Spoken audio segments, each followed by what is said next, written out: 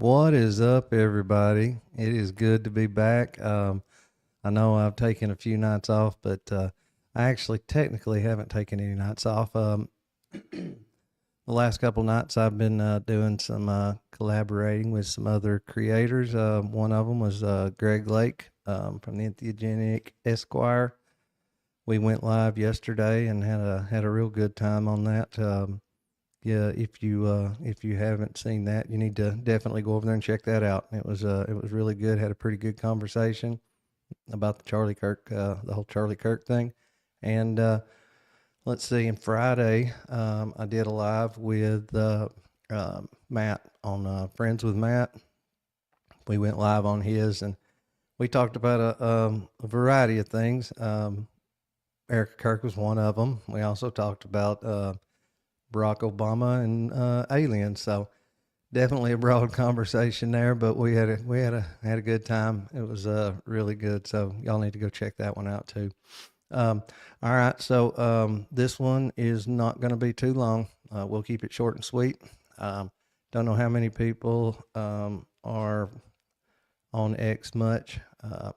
This is a few days old, but it's really, really good. It's a post by an investigative journalist. Her name's Elizabeth Lane, and she's really, really good. And she's been kind of setting back this whole time on the whole Kirk thing. She's given her opinion a little bit here and there, but hasn't been just very outspoken. But she made a long post. I don't know, a few days ago, and it was directly to Erika Kirk and just how she felt about that whole situation. And she put it like only another woman could put it. If somebody like me had done it, it probably would have not gone over so well. But anyway, I want to read this. We may stop and talk about it here and there, but I want to make sure everybody hears this thing because it's really, really good, and I believe that it voices the opinion of a lot of people. So yeah, let me get that pulled up here, and we will start going through that, and yeah, see what we got here.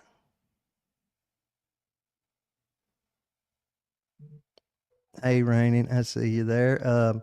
Hey, glad you're here. Glad you enjoyed that. Greg is cool. Me and him, we had a good time, and we're talking about doing it once a week or something like that. So yeah, we're gonna do it. We're gonna do it regularly anyway, whether it's bi-weekly or weekly. But we were talking about doing it weekly, so yeah, y'all look forward to that. All right, let's see here.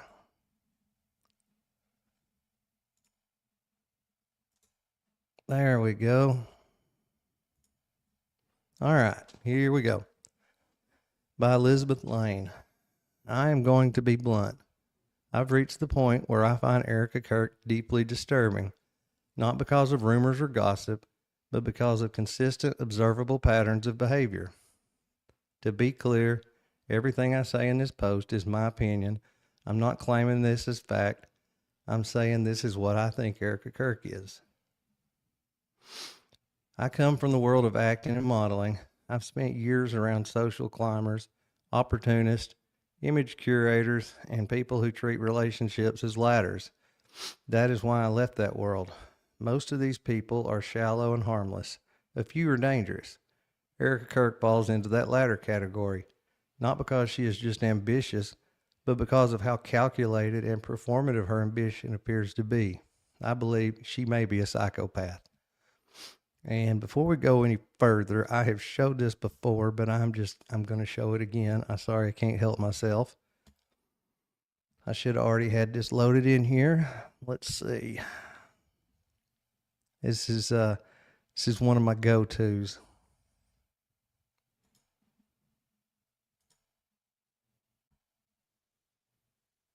All right, here we go. Check this out. Look at that face. Look at those eyes. Um, to me, that's got psychopath just wrote all over it. Um, Poor Charlie Kirk. Can you imagine him like after a long day coming home and trying to have a conversation and catching those eyes? Oh God. Um, that face right there, those eyes, that's got danger wrote all over it. If you looked up danger in Webster's, it would literally have a picture of that face. That's exactly what it would be. So I had to show that again real quick. I always love that one. So let's get back to the post. Let's see. Got to be able to scroll. All right. What stands out immediately is the reaction she provokes in people, which is very common with psychopaths. Across the board, including from people who support her publicly, the private reaction is the same. I cannot watch her. Not criticism, just physical discomfort. And I can attest to that. I mean, look, I tried to be a little bit graceful, just like most people did. Barron was one of the best. I mean, I refuse to go after a grieving wife. And look where we're at now. So, you know, I tried to give her grace, but I'll just be totally honest. When I got uncomfortable was about probably not even a full minute into that first speech she gave there in Charlie's studio, where she stood beside his chair, and it was just so bad. I couldn't make it all the way through her speech at his memorial, and that's awful. But it's just the way she comes across. It's awful. Um, I remember talking about him in in that one where she was in his studio right after he passed. She was mentioning him and what he loved, and said something about his chair, and it was his chair. And every time she did that, I swear it made my hair stand up on end, so bad. But anyways, I think that most people can agree with what she's saying here about how she makes them feel. You know, it isn't directly related to anything they know about her or anything like that. It is literally just the way she is, her mannerisms, and, you know, of course, those eyes. It's terrible. Right, and yes, those are the eyes of Satan.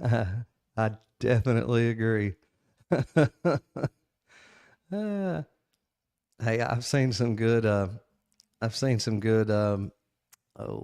you call them? I've seen some videos on YouTube where it's literally just compilation. I guess compilation videos, what I was trying to say. Good compilation videos of her eyes. We might have to watch one of those if we get a chance tonight. If not, we'll play it sometime. But there's some good ones out there. So anyway, back to it. Let's see. People turn off interviews because the presentation feels artificial to the point of being unbearable. Let me explain. That kind of response does not happen accidentally, and it does not happen often. Research in psychology shows that humans are highly sensitive to emotional incongruence, mismatches between facial expression, tone, and content. And a lot of times you can't put your finger on it. This is not her, this is me. And a lot of times you can't even put your finger on it. You just know that being around a particular person, or, you know, talking to a particular person, what have you. Sometimes it's just seeing a particular person. They don't even have to open their mouth. Just gives you the heebie-jeebies. And I mean, that's what she's talking about here. And that's the way a lot of people feel.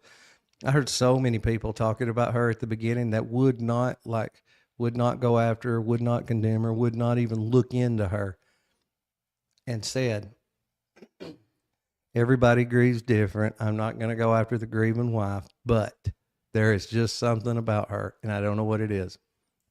And I think that's the way most people felt.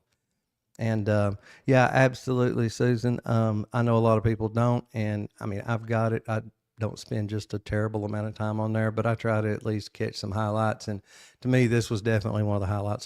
This is a really good piece. I think it spoke for a lot of people. All right, back to Miss Lane. All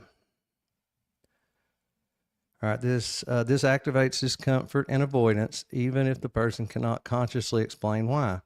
So many of us felt this way, but we could not explain why we could not watch her. Studies on psychopathy, particularly those building on the work of psychologists like Robert Hare, describe traits as rehearsed emotional display and shallow affect. You know, this, that's part of it. Let's see, lost my place. These traits can create what observers experience as uncanny interpersonal dynamic. The discomfort arises and people want to shut it off because most people rarely encounter extreme effective mimicry in everyday life. Sorry, I'm losing my place here and there. Sorry about that. So the brain struggles to categorize what it is detecting. Comment below if this is what you felt like when you were watching her. Yeah, or throw a comment in the chat. You know, that'd be great too. I know most people feel this way. It's just no doubt about it. And yes, absolutely, Miss Susan, she is super fake. All right, let's see.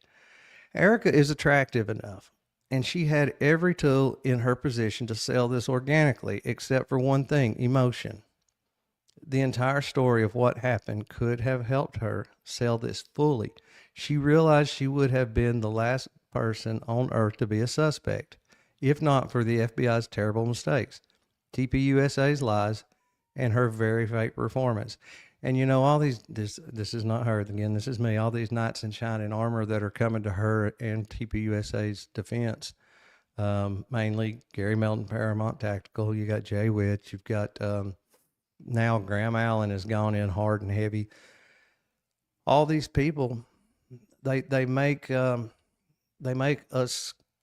people that feel like there's something wrong there, and even if we don't feel like there's necessarily something there, feel like it's odd that that they're just completely 100% exempt from even being looked at. That's the biggest problem for most people. It's not that they. Obviously, there's some of us that think there's something there, but just the fact that they have not ever been even considered is just ridiculous. Every single murder investigation in the history of murder investigations start close at home. Generally, as sad as it is, it's a spouse. And if it's not a spouse, it's somebody close, whether it's family or a close friend. Just overall, for the most part, people don't murder people they don't know. That's just the way it is. So anyway, yeah, she's absolutely right there. You know, they had this get out of jail free card. And the bad part about it is, even with this get out of jail free card, she's still burning it to the ground. I mean, she's still screwed it up so bad. It's ridiculous. It's crazy. Anyway, back to Miss Lane again. Plenty of attractive, ambitious women move through the media spaces without triggering that response, even though we know what they are. This is about something else, an extreme disconnect between presentation she puts out and perceived authenticity. Yeah, the authenticity is just not there. Erika is not the archetype of a model actress seeking money and fame and then settling into a quiet life with a wealthy, good-looking husband. She's the wolf type. She's got the wolf eyes, that's for sure. The wolf type, maybe it's werewolf type. Who wants to be in the place of that husband? That's what I just said a few minutes ago. Poor Charlie. She is not born for a supporting role. She's a decision maker type. She appears to pursue proximity to power, moving fluidly between television, nonprofits, branding opportunities, and ideological spaces that maximize exposure. Good Lord, how words work tonight. Her previous partners are women like her. Her previous partners are guys women like her would date. Muscular, jacked, good looking. Even though they are not people with huge potential, they are all somewhat established. They're good stepping stones until the right person shows up. Now, looking at her previous partners, I'd say Charlie probably was not her type visually, but he was exactly what she was looking for in a man: potential to be a great power. What Erika was looking for is the same thing Hillary Clinton was looking for when she met Bill. She recognized that Bill Clinton was her ticket to power, the power she could control, and she was right. She realized that she could create a great brand out of him and herself, and they still are a brand, the Clintons. No one in this world can say they love each other. They are a brand that works. This is why she's sticking around despite Einstein and Lewinsky. Also, if you think Bill is the decision maker there, you must have never been in close proximity to the Clintons. She moves the game. She is the decision maker, and that is absolutely the case. Um, I know a lot of people that almost and probably did vote for Hillary just because Bill was the president. They felt like, and this is not my opinion anyway, but they felt like things were pretty good under Bill. And I heard several people say it. Do you think that the time Clinton was president, that he was the one running the White House, or do you think it was Hillary? I mean, yes, it was Hillary. Everybody knows that. Now, that doesn't mean that I would vote for Hillary, but anyway, that's just that's an aside. I'm digressing here. Erika saw a brand with Charlie. She also saw that Charlie could one day become president of the United States if he wanted to, and I believe that he was on his way. That is my honest opinion. Maybe not 2028. You never know. He could have been a vice president in 2028. Unless there were some things that I don't know about that came out. I mean, I can tell you right now that more than likely I would have voted for him. You know, it's a sad deal that he won't get that opportunity, or we won't get that opportunity.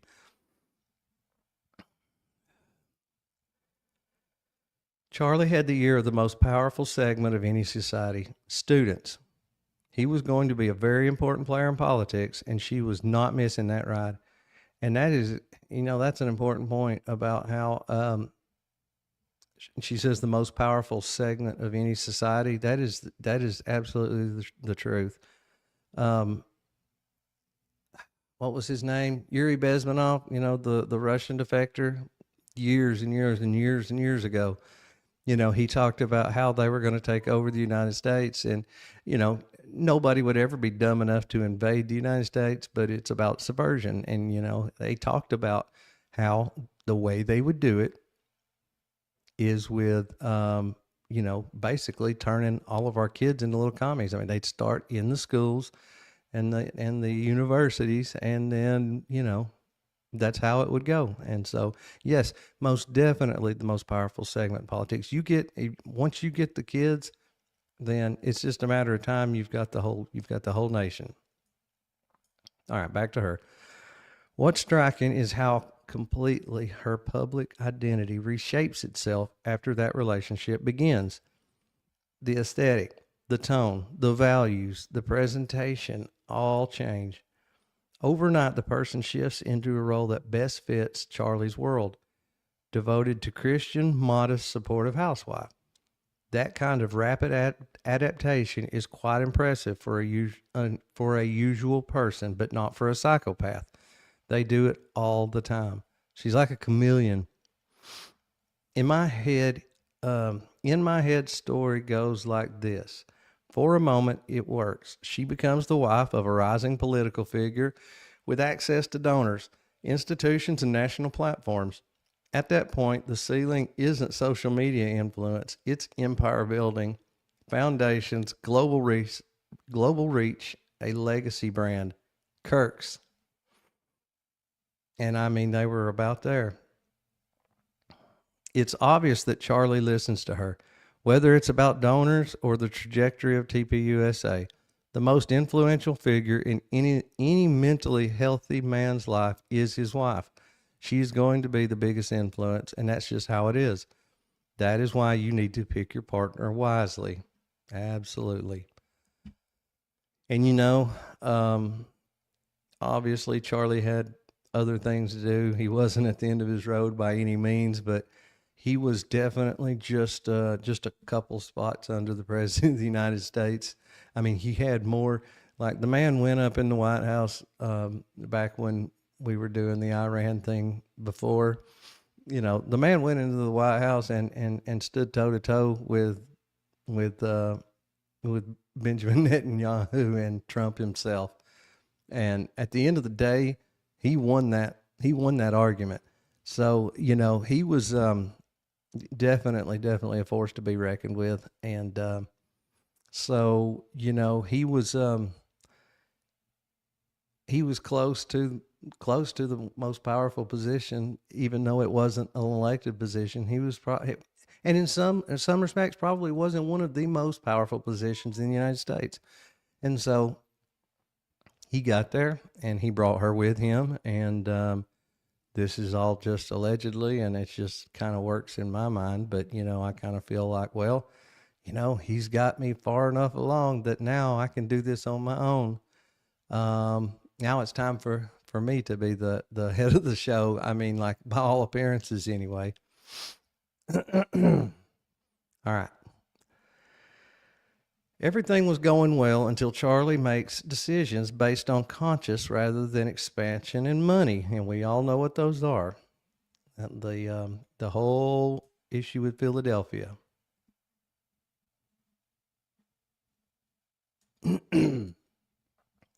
I'll check these. I'll check these comments out here in just a second. Okay. He turns down the money. He refuses to play dirty politics. I'm assuming someone like Erika, who married into this because she had a vision for this brand, would not be very happy at that. The life she appears to have signed up for, power couple, expanding influence, historical relevance, was collapsing into something else entirely. Domesticity. Let's see, domesticity, housewife, and kids. And now Charlie's refusing to accept the money that can make him a global power. A supporting role instead of center stage is not her thing. Now, I believe what she's referring to, and maybe she's not directly referring to this, but it definitely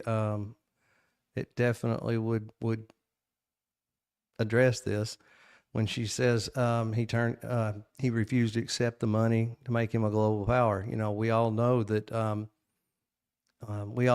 there was a lot of money on the table. That, for one, Netanyahu had said that he would take him to the next level, and we all know that there was a potential donor, somebody that wanted to be a donor, that was offering literally billions. I think the number was supposed to be 1.3 billion. I do not know that to be fact, but that was the Pierre guy. And it's really strange that never went through. But then literally the day that Charlie died, I want to say it was Tyler Boyer.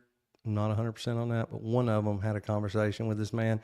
This man knew that he was dead before anybody else did, and by all appearances anyway. And I've been told, again, I haven't seen it in writing. I do not know it to be fact, but supposedly that deal went through. So there you go. Her husband died a few days ago, and she walks onto the stage as if she were born there, with the whole fireworks coming out of her ass and all that. That was not her. That was me. I'm sorry. It comes naturally to her. She knows it, and she wants it. Just days after her husband's death, she was already laying out ambitious plans for the company over Zoom. I have to say it again. I say this all the time. I think I said it on Greg's show. But, you know, right after the memorial service, she literally brags that they put on the event of the century. I mean, like, this is your husband's, for all intents and purposes, funeral. It's his public funeral, but it was the event of the century. They literally were selling hats and shirts there, which just blows my mind. But then not long after that, the Zoom call that she's talking about here, And I've said this so many times, and I've heard the call so many times, I know it by heart. But anyway, she said, we have 100,000 new chapter requests. We've got 300,000 new donors, and we've got 55,000 hat orders. I mean, like, how cold do you have to be to brag about that kind of shit when you literally just got done with your husband's public funeral? Like, blows my mind. It's obvious she was always deeply involved in the business and knew exactly where to pick up when her turn came. She might have known where to pick it up. Again, this is me. She might have known where to pick it up, but obviously she had no freaking idea what to do with it once she picked it up, because she has fumbled and fumbled so bad. Like, I don't see that place surviving another year. That's just me. I hate it in a way, but if anybody can be accused of hurting Charlie's legacy, ruining Charlie's legacy, burning Charlie's legacy, it won't be Candace Owens. It will be his own wife. That's just, it's sad, but that's just the way it is. What people struggle to watch, what makes the screen unbearable, is not grief. It's the absence of emotional continuity. Performances can be learned. Trust me, as a former actress, I can speak to that. But emotion can't be improvised or mimicked if you've never experienced it. And that's a pretty interesting point. A lot of people can kind of act, and they can put on a show, they can act emotional. But if you've never felt emotion, true emotion, how in the hell are you supposed to try to act like you're being emotional? And that right there is, well, okay, I'm not even going to say it. She's fixing to.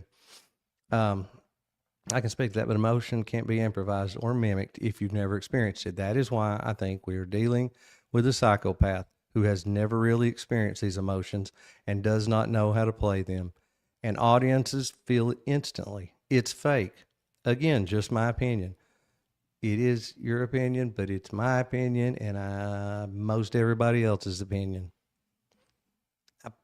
Poor Andrew Kovac's supposed to be the PR guy. Like, he can't PR enough. There's not enough PR in the world to help that. This isn't an accusation of crime. I'm not claiming this is what happened, and it's a fact. It's an analysis I made after watching her long enough, and quite honestly, I'm sick of this shit. And trust me, she did. She sat back for a very long time. She might comment a little bit on, questions like, how do you feel like the investigation's going? Do you accept the official narrative, or do you think something else? Like, she would answer some generic questions about it, but she never really did dig in, and she definitely didn't, say anything like this. So she is being 100% honest there. She did sit back, and she come out with both guns blazing after that. And that was the end. It's kind of an abrupt ending, but very good piece. Very good piece. I feel like she voiced the opinion of so many people. Um, so many people. So many little truths in there. That is most people's problem with her, even if they haven't looked into her enough to know what's there, or whether they think there's anything there or not. Most people just cannot stand to see her and watch her. It's just the way it is. I tell you what, before we get off here, now that we're done with that, let me see if I can find this video that I was talking about, the compilation of the eyes. It's only about, I think, 3 minutes long or something. Let's see here. I'm pretty sure I can find it.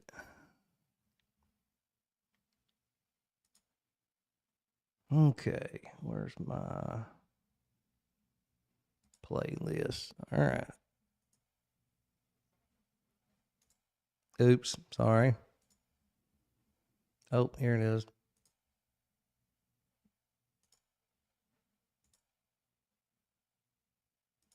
All right, here we go. I had to back it up a little bit. All right.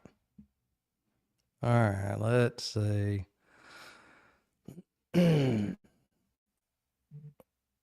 Share. All right.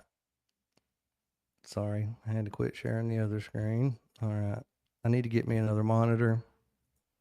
Make it a lot easier. I've just got one monitor, so sometimes it's a little bit complicated.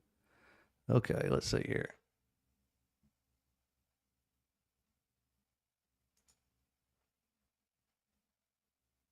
Now we're getting somewhere. Let me make sure this thing's not set on like double speed. Yeah, there it is on 1.5. We don't want that. We want it to just be on 1.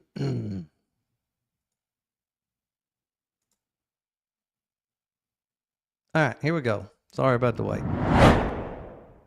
Here, let me show you Erika Kirk's crazy eyes. Wolfton Finance got this. Let's watch. We did what we usually did before tours.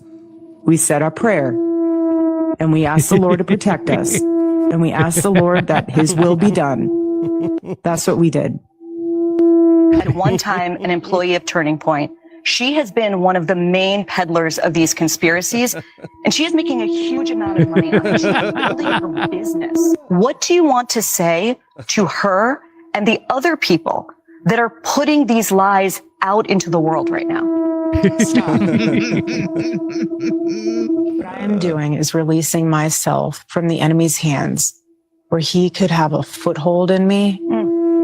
That damn music is what makes it. Every time the eyes start doing it, that music comes in. It's perfect. But also wanting justice for them here on earth. Of course. But we serve a just God. And I rest easy in knowing that. He's sovereign, but He's just. And so let the Lord handle that. But it gets even crazier. Oh, God. There's a drag queen who has also been commenting about this. Oh, okay. Now, I apologize in advance for forcing you to watch a drag queen.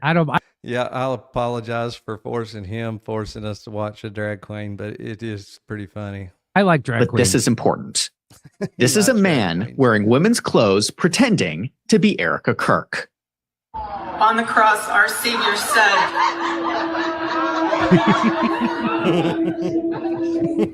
Father, forgive them, for they not know what they do. Let's go.